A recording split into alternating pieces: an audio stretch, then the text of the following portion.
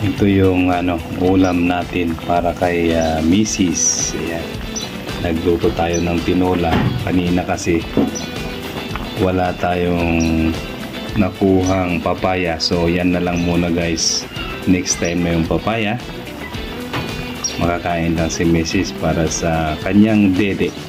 Sa kanyang baby. Yan oh. Sarap naman yan.